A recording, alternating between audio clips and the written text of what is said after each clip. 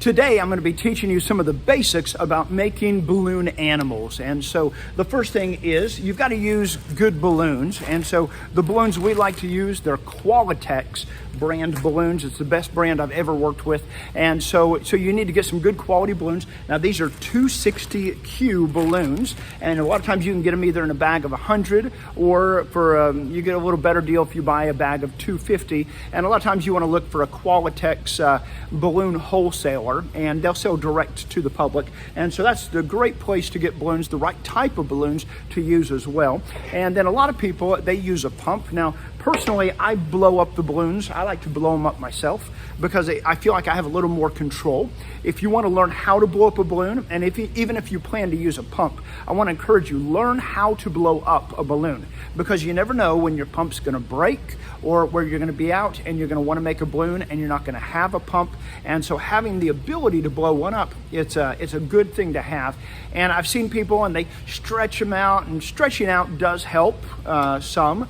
Don't be like the one guy that stretched it all the way down to his foot, stood on the tip, put it in his mouth, and it popped out and popped him in the mouth. You don't want to do that right there.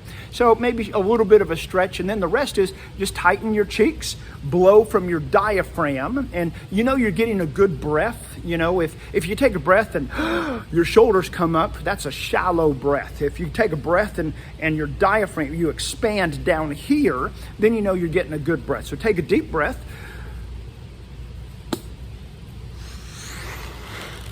And just blow. Now, the first time I blew one up, I turned, I think, 3 different colors and had sore muscles in my cheeks for about 3 days.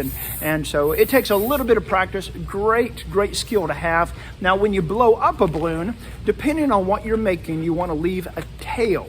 Okay. Now, as you twist a balloon, and you're going to learn a number of different twists as we make balloon animals together, this is where the air goes. So as long as you have a tail, as you twist the balloon, you'll notice that tail will keep getting shorter and shorter and shorter as the air is pushed into it. When there's no tail left and you need to make twists, you're going to notice the balloon's going to get real tight because it's about to explode. That's when you need to really be careful or make that last twist and be done with it, because you've run out of room. And so how much of a tail you leave depends on what you're going to make. So for a sword, I might leave a tail like this, a very short one. For a dog, I'm going to leave a longer tail. And for a mouse, I'm going to leave a really long tail.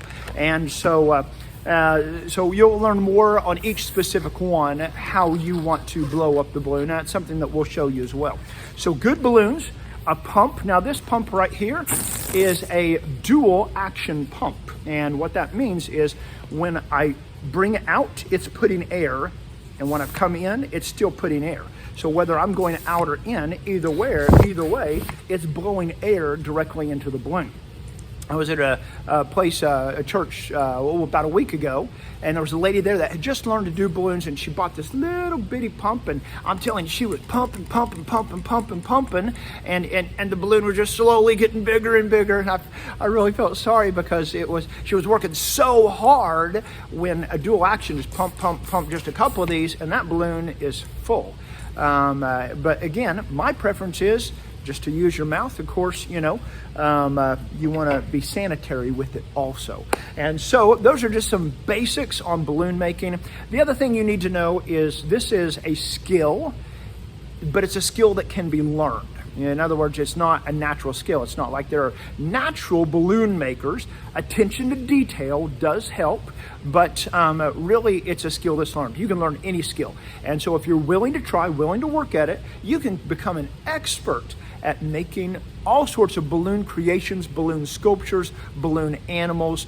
And what we're going to be doing in our videos is we make balloons for a purpose. In other words, every balloon we make teaches a truth. And if you share on stage, or you're a Sunday school teacher, and this is a great tool to engage students, because once you start making that balloon, they are focused in. And a great opportunity for you to teach truth while you're making it, and to actually use the creation itself as a springboard to teach more truth. It's also a great opportunity to connect, to relate, to share your story of how Jesus saved you, came into your life. By the way, if you're watching and you just came on here because you want to learn how to make balloons, you are welcome. But I want you to know Jesus Christ changed my life. And that's why I make balloons. It's for a purpose. And that's what we're talking about here. So when I say I make a balloon and it gives me a chance to share my story, I'm talking about the story of how Jesus came into my life, how he changed my life. And so, I'm making a balloon for somebody and I start making that balloon. And can I tell you about the greatest thing that ever happened to me? And I'll just tell them about how I grew up in a family that didn't go to church when I was real young. And then I was in a car listening to a preacher on the radio because there wasn't news on. It was a Sunday. And the preacher said all it takes is one bad thing. One bad thing is enough to keep you out of heaven. And when he said that, boy, it really just grabbed hold of me, spoke volumes to me, because I knew I had done more than one bad thing. And so later on that day, I went and I talked to somebody, and they told me about Jesus, and they showed me from the Bible what it means to give your life to Christ. And I made that decision, best decision I've ever made in my life. Jesus saved me, took my sins away, changed my life. Now, look, that took me like maybe a minute to share my story. And so you're making a balloon and you can share your story while you're making it. It's a great opportunity to use balloons as more than just a fun tool, but a tool for a greater purpose. And so let's jump into making some balloons.